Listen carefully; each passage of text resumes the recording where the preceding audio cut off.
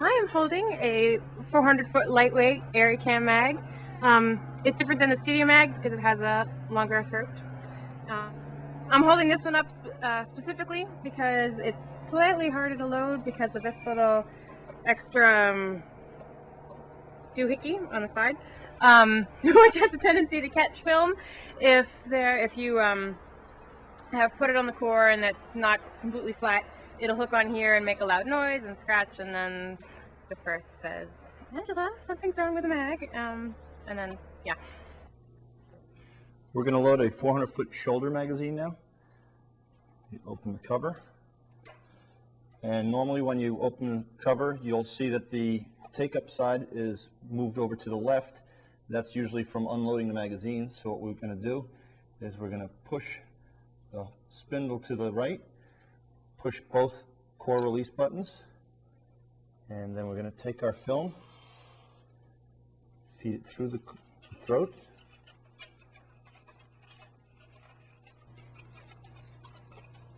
with this type of magazine, you don't put the film on the spindle itself, you leave it off to the side on a can of film.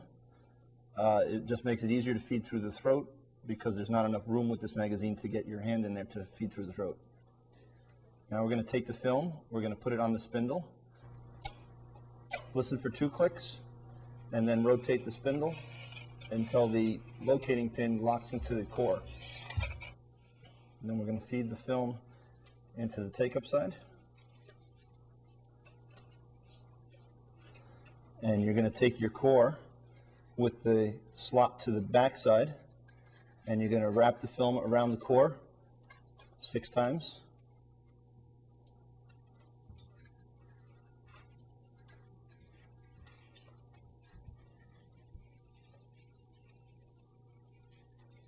And then we're going to put the core on the spindle, listen for the 2 clicks, and then rotate it until the locating pin locks on the spindle.